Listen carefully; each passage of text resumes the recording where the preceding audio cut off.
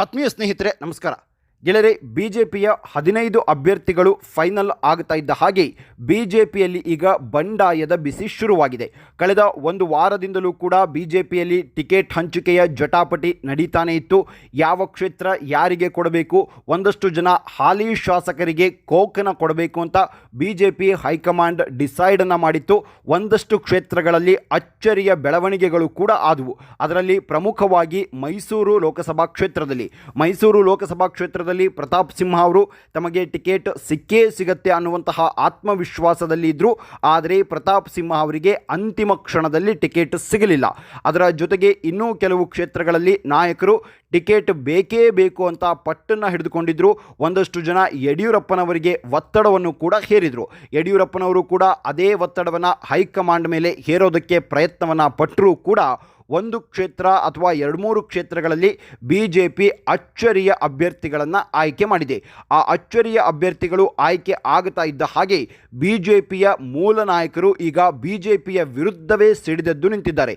ಬಿಜೆಪಿಯಿಂದ ಇಷ್ಟೆಲ್ಲ ಅಧಿಕಾರ ಅಂತಸ್ತು ಎಲ್ಲವನ್ನೂ ಕೂಡ ಅನುಭವಿಸಿದಂತಹ ನಾಯಕರು ಈಗ ಬಿಜೆಪಿಯ ವಿರುದ್ಧ ಬಂಡಾಯದ ಒಂದು ಕಹಳೆ ಊದಿದ್ದಾರೆ. ಹಾಗಾದರೆ ಬಿಜೆಪಿಯಲ್ಲಿ ಶುರುವಾಗಿರುವಂತಹ ಬಂಡಾಯದ ವಿಚಾರಗಳು ಏನು, ಎಲ್ಲೆಲ್ಲಿ ಈ ಬಾರಿ ಬಿಜೆಪಿ ಅಚ್ಚರಿಯ ಅಭ್ಯರ್ಥಿಗಳನ್ನು ಆಯ್ಕೆ ಮಾಡಿ ಕೈ ಸುಟ್ಟುಕೊಳ್ಳುವಂತಹ ಸಾಧ್ಯತೆಗಳಿದೆ ಅನ್ನೋದರ ಬಗ್ಗೆ ಒಂದಷ್ಟು ಮಾಹಿತಿಯನ್ನು ನೋಡೋಣ. ಗೆಳೆಯರೆ, ಬಿಜೆಪಿಯಲ್ಲಿ ಈಗ 15 ಅಭ್ಯರ್ಥಿಗಳ ಅಂತಿಮ ಪಟ್ಟಿ ರೆಡಿಯಾಗಿದೆ. 15 ಅಭ್ಯರ್ಥಿಗಳ ಅಂತಿಮ ಪಟ್ಟಿಯಲ್ಲಿ ಕೆಲವೊಂದಿಷ್ಟು ಕ್ಷೇತ್ರಗಳಲ್ಲಿ ಜಟಾಪಟಿ ಕೂಡ ಇದ್ದವು. ಅಂತಹ ಕ್ಷೇತ್ರಗಳಿಗೂ ಕೂಡ ಈಗ ಬಿಜೆಪಿಯ ಹೈಕಮಾಂಡ್ ತನ್ನ ಒಂದು ನಿಲುವನ್ನು ಸ್ಪಷ್ಟಪಡಿಸಿದೆ. ಹಾಗಾದರೆ ಗೆಳೆಯರೆ, ಪ್ರಮುಖವಾಗಿ ಈಗ ಬಿಜೆಪಿಯಿಂದ ಟಿಕೆಟ್ ಕೈ ತಪ್ಪಿರುವವರು ಈಗ ಬಂಡಾಯವನ್ನು ಏಳೋದಕ್ಕೆ ಪ್ಲಾನನ್ನು ರೂಪಿಸಿಕೊಂಡಿದ್ದಾರೆ. ಅದರಲ್ಲಿ ಪ್ರಮುಖವಾಗಿ ಈಶ್ವರಪ್ಪನವರು ತಮ್ಮ ಮಗ ಕಾಂತೇಶ್ಗೆ ಹಾವೇರಿಯಿಂದ ಟಿಕೆಟ್ ಕೊಡಲೇಬೇಕು, ಹಾವೇರಿಯಿಂದ ಹೇಗಾದರೂ ಮಾಡಿ ತಮ್ಮ ಮಗನನ್ನು ಎಲೆಕ್ಷನ್ಗೆ ನಿಲ್ಲಿಸಲೇಬೇಕು ಅನ್ನುವಂತಹ ಪಣವನ್ನು ತೊಟ್ಟಿದ್ರು. ಅದೇ ವಿಚಾರವನ್ನು ಯಡಿಯೂರಪ್ಪನವರಿಗೂ ಕೂಡ ಹೇಳಿದರು. ಯಡಿಯೂರಪ್ಪನವರ ಮೇಲೆ ಒತ್ತಡವನ್ನು ಕೂಡ ತಂದರು. ಆದರೆ ಯಡಿಯೂರಪ್ಪನವರ ಒತ್ತಡಕ್ಕೆ ಹೈಕಮಾಂಡ್ ಮಣಿಲಿಲ್ಲ. ಯಡಿಯೂರಪ್ಪನವರ ಒತ್ತಡಕ್ಕೆ ಮಣಿಯದ ಹೈಕಮಾಂಡ್ ಕಾಂತೇಶ್ ಅವರಿಗೆ ಅಲ್ಲಿ ಟಿಕೆಟನ್ನು ಕೊಡಲಿಲ್ಲ. ಅದರ ಬದಲಾಗಿ ಗೆಲ್ಲುವ ಅಭ್ಯರ್ಥಿಯಾಗಿರುವಂತಹ ಬಸವರಾಜ ಬೊಮ್ಮಾಯಿ ಅವರಿಗೆ ಮತ್ತು ಕ್ಷೇತ್ರದಲ್ಲಿ ಇಷ್ಟು ವರ್ಷ ಶಾಸಕರಾಗಿ ಕೆಲಸವನ್ನು ಕೂಡ ಅವರು ಮಾಡಿದ್ದಾರೆ ಮತ್ತು ಕ್ಷೇತ್ರದ ಜನರಿಗೆ ಅವರು ಚಿರಪರಿಚಿತರು. ಹಾಗಾಗಿ ಬೊಮ್ಮಾಯಿ ಅವರಿಗೆ ಮಣೆ ಹಾಕಲಾಗಿದೆ. ಯಾವಾಗ ಬೊಮ್ಮಾಯಿ ಅವರಿಗೆ ಅಲ್ಲಿ ಟಿಕೆಟ್ ಕನ್ಫರ್ಮ್ ಆಯಿತು, ಈಗ ಈಶ್ವರಪ್ಪನವರು ಬಿಜೆಪಿಯ ವಿರುದ್ಧವೇ ಕೂಡ ಸಿಡಿದೆದ್ದು ನಿಂತಿದ್ದಾರೆ. ಅದು ಯಡಿಯೂರಪ್ಪನವರ ಮಗ BY ರಾಘವೇಂದ್ರ ಅವರಿಗೆ ಸಂಕಷ್ಟವನ್ನು ತಂದೊಡ್ಡಿದೆ. ಹಾಗಾದರೆ ಏನಾಗ್ತಾ ಇದೆ ಅನ್ನೋದನ್ನು ನಿಮಗೆ ಹೇಳ್ತಾ ಹೋಗ್ತೀನಿ. ಗೆಳೆಯರೆ, ಈಶ್ವರಪ್ಪನವರು ಮೊದಲೇ ಹೇಳಿದರು, ನಮ್ಮ ಮಗನಿಗೆ ಹಾವೇರಿ ಲೋಕಸಭಾ ಕ್ಷೇತ್ರದಿಂದ ನೀವು ಟಿಕೆಟನ್ನು ಕೊಡಿಸಲೇಬೇಕು, ಕೊಡಿಸದೇ ಇದ್ದರೆ ಅಲ್ಲಿ ಪಕ್ಷೇತರ ಅಭ್ಯರ್ಥಿಯಾಗಿ ನನ್ನ ಮಗ ಕಾಂತೇಶ್ ಎಲೆಕ್ಷನ್ನಲ್ಲಿ ಸ್ಪರ್ಧೆ ಮಾಡ್ತಾರೆ. ಕೇವಲ ಅದು ಮಾತ್ರ ಅಲ್ಲ, ಶಿವಮೊಗ್ಗದಿಂದ ನಾನು ಪಕ್ಷೇತರ ಅಭ್ಯರ್ಥಿಯಾಗಿ ಸ್ಪರ್ಧೆಯನ್ನು ಮಾಡ್ತೀನಿ ಅನ್ನುವಂತಹ ಮಾತನ್ನು ಹೇಳಿದರು. ಇದೇ ಒತ್ತಡಕ್ಕೆ ಯಡಿಯೂರಪ್ಪನವರು ಕೂಡ ಸಾಕಷ್ಟು ಪ್ರಯತ್ನವನ್ನು ಮಾಡಿದ್ರೂ ಕೂಡ ಅಂತಿಮವಾಗಿ ಬಸವರಾಜ ಬೊಮ್ಮಾಯಿ ಅವರಿಗೆ ಅಲ್ಲಿ ಮಣೆ ಹಾಕಲಾಯಿತು. ಯಾವಾಗ ಬಸವರಾಜ ಬೊಮ್ಮಾಯಿ ಅವರಿಗೆ ಮಣೆ ಹಾಕಲಾಯಿತು, ಈಗ ಈಶ್ವರಪ್ಪನವರು ಮತ್ತೊಂದು ಪ್ಲಾನನ್ನು ರೂಪಿಸ್ಕೊಂಡಿದ್ದಾರೆ.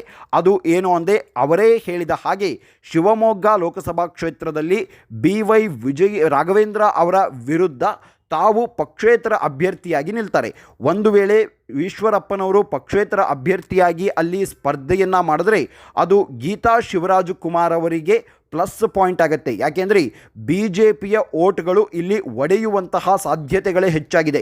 ಒಂದು ರಾಘವೇಂದ್ರ ಅವರಿಗೆ ಅವರ ಫಾಲೋವರ್ಸ್ ಆಗಿರ್ಬೋದು ಮತ್ತು ಬಿಜೆಪಿಯ ಕೆಲವು ಓಟ್ಗಳು ರಾಘವೇಂದ್ರ ಅವರಿಗೆ ಬಿದ್ದರೆ ಅದೇ ಬಿಜೆಪಿಯ ಓಟ್ಗಳು ಈಶ್ವರಪ್ಪನವರಿಗೂ ಬೀಳುವಂತಹ ಸಾಧ್ಯತೆಗಳಿದೆ. ಯಾಕೆಂದರೆ ಈಶ್ವರಪ್ಪನವರು ಅಲ್ಲಿ ಒಬ್ಬ ಚಿರಪರಿಚಿತರು ಮತ್ತು ಅಲ್ಲಿಯ ಪ್ರಭಾವಿ ನಾಯಕರು ಈಶ್ವರಪ್ಪನವರು. ಹಾಗಾಗಿ ಈಶ್ವರಪ್ಪನವರಿಗೆ ಅಲ್ಲಿ ಅವರು ಎಲೆಕ್ಷನ್ನಲ್ಲಿ ಸ್ಪರ್ಧೆಯನ್ನು ಮಾಡಿದ್ರೆ BY ರಾಘವೇಂದ್ರ ಅವರಿಗೆ ಸೋಲುವ ಭೀತಿ ಎದುರಾಗಬಹುದು. ಈಶ್ವರಪ್ಪನವರಿಗೆ ಕಳೆದ ವಿಧಾನಸಭಾ ಚುನಾವಣೆಯಲ್ಲಿ ನೀವು ರಾಜಕೀಯದಿಂದ ಹಿಂದೆ ಸರಿರಿ, ನಿಮ್ಮ ಮಗನಿಗೆ ಮುಂದೆ ಟಿಕೆಟನ್ನು ಕೊಡ್ತೀವಿ, ಲೋಕಸಭೆ ಕ್ಷೇತ್ರದಲ್ಲಿ ಲೋಕಸಭಾ ಚುನಾವಣೆಯಲ್ಲಿ ನಿಮ್ಮ ಮಗನಿಗೆ ಟಿಕೆಟನ್ನು ಕೊಡ್ತೀವಿ ಅಂತ ಆಗ ಸಮಾಧಾನವನ್ನು ಮಾಡಿದರು. ಆ ಸಮಾಧಾನ ಈಗ ಅದು ಕೂಡ ಈಡೇರಲಿಲ್ಲ. ಹಾಗಾಗಿ ಮೊದಲ ಬಂಡಾಯ ಅಭ್ಯರ್ಥಿಯಾಗಿ ಈಶ್ವರಪ್ಪನವರು ಈಗ ಸಿಡಿದೆದ್ದು ನಿಂತಿದ್ದಾರೆ. ಇದು BJPಗೆ ಬಹಳ ಅಂದರೆ ಬಹಳವೇ ಹಿನ್ನಡೆ ತರುವಂತಹ ಸಾಧ್ಯತೆಗಳು ಹೆಚ್ಚಾಗಿದೆ. ಒಂದು ಕಡೆ ಈಶ್ವರಪ್ಪನವರಾದರೆ ಇನ್ನೊಂದು ಕಡೆ ಚಿಕ್ಕೋಡಿಯಲ್ಲಿ ರಮೇಶ್ ಕತ್ತಿ ಅವರು ಕೂಡ ಮುಂಚೆನೇ ಅವ್ರು ಹೇಳಿದರು ನನಗೆ ಟಿಕೆಟ್ ಸಿಕ್ಕಿಲ್ಲ ಅಂದರೆ ನಾನು ಪಕ್ಷ ಬಿಟ್ಟು ಹೋಗ್ತೀನಿ ಅಂತ. ಹಾಗಾಗಿ ರಮೇಶ್ ಕತ್ತಿ ಅವರು ಕೂಡ ಈಗ ಸಿಡಿದೆದ್ದು ನಿಂತಿದ್ದಾರೆ. ರಮೇಶ್ ಕತ್ತಿ ಅವರು ಕೂಡ ಈಗ ಪಕ್ಷವನ್ನು ಬಿಟ್ಟು ಪಕ್ಷೇತರ ಅಭ್ಯರ್ಥಿಯಾಗಿ ನಾನು ಚಿಕ್ಕೋಡಿ ಕ್ಷೇತ್ರದಲ್ಲಿ ನಿಲ್ತೀನಿ ಅಂತ ಎಲ್ಲೆಲ್ಲಿ BJP ಅಭ್ಯರ್ಥಿಗಳು ಪಕ್ಷೇತರ ಅಭ್ಯರ್ಥಿಯಾಗಿ ಎಲೆಕ್ಷನ್ಗೆ ಸ್ಪರ್ಧೆಯನ್ನು ಮಾಡ್ತಾರಲ್ಲ ಆ ಎಲ್ಲ ಕ್ಷೇತ್ರಗಳಲ್ಲಿಯೂ ಕೂಡ ಏನಾಗುತ್ತೆ ಅಂದರೆ BJPಗೆ ಅಲ್ಲಿ ಹಿನ್ನಡೆ ಆಗುವಂತಹ ಸಾಧ್ಯತೆಗಳು ಹೆಚ್ಚಾಗಿದೆ. ಒಂದು ಹಾವೇರಿ ಆಯಿತು, ಇನ್ನೊಂದು ಚಿಕ್ಕೋಡಿ ಆಯಿತು. ಮತ್ತೊಂದು ಏನು ಅಂದರೆ ಈ ಒಂದು ಬಂಡಾಯ ಅಭ್ಯರ್ಥಿಗಳ ಗುಂಪನ್ನೇ ಒಂದು ರೀತಿಯಾಗಿ ಹದ್ದಿನ ಕಣ್ಣಿನ ಹಾಗೆ ಕಾಯ್ತಾ ಇದ್ದಿದ್ದು ಬಸವನಗೌಡ ಪಾಟೀಲ್ ಯತ್ನಾಳ್ ಅವರು. ನಿನ್ನೆ ನಡೆದಂತಹ ಒಂದು ಸಭೆಯಲ್ಲಿ ಓಪನ್ ಆಗಿ ಬಸವನಗೌಡ ಪಾಟೀಲ್ ಯತ್ನಾಳ್ ಅವರು ಹೇಳ್ತಾರೆ ಯಡಿಯೂರಪ್ಪ ಬಹಳ ಡೇಂಜರ್ ಅದಾನ ಅನ್ನುವಂತಹ ಮಾತನ್ನು ಕೂಡ ಹೇಳ್ತಾರೆ. ಅಂದರೆ ಬಂಡಾಯ ಅಭ್ಯರ್ಥಿಗಳ ನಾಯಕರಾಗಿ ಬಸವನಗೌಡ ಪಾಟೀಲ್ ಯತ್ನಾಳ್ ಅವರು ನಿಲ್ಲೋದಕ್ಕೆ ಅವರೂ ಕೂಡ ರೆಡಿಯಾಗಿದ್ದಾರೆ. ಅಂದರೆ ಇಲ್ಲಿ BJP ಮನೆಯೊಂದು ಮೂರು ಬಾಗಿಲು ಆಗೋ ತರಹ ಕಾಣ್ತಾ ಇದೆ. ಲೋಕಸಭಾ ಚುನಾವಣೆಯ ಹೊತ್ತಿನಲ್ಲೇ ಈ ತರಹದ ಡೆವಲಪ್ಮೆಂಟ್ ಕರ್ನಾಟಕ BJPಗೆ ಒಂದು ರೀತಿಯಾಗಿರುವಂತಹ ಮುಜುಗರವನ್ನು ತಂದೊಡ್ಡುವಂತಹ ಎಲ್ಲ ಸಾಧ್ಯತೆಗಳು ಕೂಡ ಇವೆ ಗೆಳೆಯರೆ. ಇನ್ನು ಮಂಡ್ಯದಲ್ಲಿಯೂ ಕೂಡ ಸುಮಲತಾ ಅಂಬರೀಷ್ ಅವರನ್ನು ಒಂದು ರೀತಿಯಾಗಿ ಸೈಲೆಂಟ್ ಮಾಡೋದಕ್ಕೆ BJPಯ ನಾಯಕರು ಪ್ರಯತ್ನ ಪಟ್ಟರೂ ಕೂಡ ಸುಮಲತಾ ಅಂಬರೀಷ್ ಅವರು ಸೈಲೆಂಟ್ ಆಗುವಂತಹ ಯಾವ ಲಕ್ಷಣಗಳು ಕೂಡ ಕಾಣಿಸ್ತಾ ಇಲ್ಲ. ಸುಮಲತಾ ಅಂಬರೀಷ್ ಅವರು ಕುಮಾರಸ್ವಾಮಿ ಅವರು ಏನಾದರೂ ಸ್ಪರ್ಧೆ ಮಾಡಿದ್ರೆ ನಾನು ಸ್ಪರ್ಧೆಯಿಂದ ಹಿಂದೆ ಸರಿತೀನಿ ಅನ್ನುವಂತಹ ಮಾತನ್ನು ಹೇಳಿದ್ದಾರೆ. ಆದರೆ ಕುಮಾರಸ್ವಾಮಿ ಅವರಿಗೆ ರಾಷ್ಟ್ರ ರಾಜಕಾರಣಕ್ಕೆ ಹೋಗೋದಕ್ಕೆ ಇಂಟ್ರೆಸ್ಟ್ ಇಲ್ಲ. ಯಾಕೆಂದರೆ ರಾಷ್ಟ್ರ ರಾಜಕಾರಣಕ್ಕೆ ಹೋದರೆ ರಾಜ್ಯದಲ್ಲಿ ನನ್ನನ್ನು ಸೈಲೆಂಟ್ ಮಾಡುವಂತಹ ಎಲ್ಲ ಪ್ರಯತ್ನಗಳನ್ನು BJP ಮಾಡ್ತಾ ಇದೆ ಅನ್ನೋದು ಕುಮಾರಸ್ವಾಮಿ ಅವರಿಗೂ ಚೆನ್ನಾಗಿ ಗೊತ್ತಿದೆ ಮತ್ತು ದೇವೇಗೌಡರಿಗೂ ಕೂಡ ಚೆನ್ನಾಗಿ ಗೊತ್ತಿದೆ. ಹಾಗಾಗಿ ಮಂಡ್ಯದಲ್ಲಿಯೂ ಕೂಡ BJPಗೆ ಒಂದು ರೀತಿಯಾಗಿರುವಂತಹ ಒಂದು ಹಿನ್ನಡೆ ಆಗುವಂತಹ ಸಾಧ್ಯತೆಗಳು ಕೂಡ ಇದೆ. ಯಾಕೆಂದರೆ ಮಂಡ್ಯದಲ್ಲಿ ಕೋಟಿ ಹಣ ಇರುವಂತಹ ಮತ್ತು ದುಡ್ಡನ್ನು ನೀರಿನ ಹಾಗೆ ಖರ್ಚು ಮಾಡುವಂತಹ ಸ್ಟಾರ್ ಚಂದ್ರು ಅವರಿಗೆ ಕಾಂಗ್ರೆಸ್ ಟಿಕೆಟನ್ನು ಕೊಟ್ಟಿದೆ. ಅದನ್ನು ಕೂಡ ಗಮನಿಸಬೇಕಾಗತ್ತೆ. ಅದರ ಜೊತೆಗೆ ಗೆಳೆಯರೇ ಬೇರೆ ಬೇರೆ ಕ್ಷೇತ್ರಗಳಲ್ಲಿಯೂ ಕೂಡ ಈಗ ಮೊದಲ ಹಂತದ ಪಟ್ಟಿ ಇನ್ನೂ ಅಂತಿಮ ಆಗಿದೆ, ಇನ್ನೂ ರಿಲೀಸ್ ಆಗಿಲ್ಲ. ರಿಲೀಸ್ ಆಗೋಕ್ಕಿಂತ ಮೊದಲನೇ ಇಷ್ಟು ಜನ ಬಂಡಾಯ ಹೇಳೋದಕ್ಕೆ ರೆಡಿಯಾಗಿದ್ದಾರೆ ಅಂದರೆ ರಿಲೀಸ್ ಆದಮೇಲೆ ಬೇರೆ ಬೇರೆ ಕ್ಷೇತ್ರಗಳಲ್ಲಿಯೂ ಕೂಡ ಇದೇ ರೀತಿಯಾಗಿರುವಂತಹ ಬಂಡಾಯ ಹೇಳುವಂತಹ ಸಾಧ್ಯತೆಗಳು ತುಂಬ ಇದೆ. ಇದನ್ನು BJP ಹೈಕಮಾಂಡ್ ಗಮನಿಸ್ತಾ ಇದೆ. ಅದರ ಜೊತೆಗೆ ಗೆಳೆಯರೇ ಏನು ಅಂದರೆ BJPಯ ಹೈಕಮಾಂಡ್ ಒಂದಷ್ಟು ಜನ ಹಾಲಿ ಸಂಸದರಿಗೆ ಈ ಬಾರಿ ಟಿಕೆಟನ್ನು ಕೊಟ್ಟಿದೆ. ಉದಾಹರಣೆಗೆ ವಿಜಯಪುರವನ್ನು ತಗೊಳ್ಳೋಣ. ವಿಜಯಪುರದಲ್ಲಿ ರಮೇಶ್ ಜಿಗಜಿಣಗಿ ಅವರಿಗೆ ಟಿಕೆಟನ್ನು ಕೊಡಲೇಬಾರದು ಅನ್ನುವಂತಹ ಪಟ್ಟಿದ್ದು ಎಲ್ಲವೂ ಇತ್ತು. ಆದರೆ ಅಲ್ಲಿ ರಿಸ್ಕ್ ಬೇಡ ಅನ್ನುವಂತಹ ಒಂದು ಡಿಸಿಷನನ್ನು ತಗೊಂಡಿದೆ. ಇನ್ನು ಚಿಕ್ಕೋಡಿಯಲ್ಲಿಯೂ ಕೂಡ ಅಣ್ಣಾ ಸಾಹೇಬ್ ಜೊಲ್ಲೆ ಅವರಿಗೆ ಟಿಕೆಟನ್ನು ಕೊಟ್ಟಿದೆ. ಈ ರೀತಿಯಾಗಿ ಎಲ್ಲಿ ಒಂದಷ್ಟು ಜಟಾಪಟಿಗಳಿದ್ವೋ ಅಲ್ಲಿಯೂ ಕೂಡ BJP ಹೈಕಮಾಂಡ್ ಇರುವಂತಹ ಸಂಸದರನ್ನು ಉಳಿಸ್ಕೊಂಡಿದೆ. ಕೊಪ್ಪಳ ಲೋಕಸಭಾ ಕ್ಷೇತ್ರದಲ್ಲಿ ಸಂಗಣ್ಣ ಕರಡಿ ಅವರಿಗೆ ಟಿಕೆಟನ್ನು ಕೊಟ್ಟಿದೆ. ಈ ರೀತಿಯಾಗಿ ಒಂದಷ್ಟು ಜನ ಸಂಸದರನ್ನು ತಮ್ಮ ವಿಶ್ವಾಸಕ್ಕೆ ತೆಗೆದುಕೊಳ್ಳುವಂತಹ ಪ್ರಯತ್ನವನ್ನು ಕೂಡ ಮಾಡ್ತಾ ಇದೆ.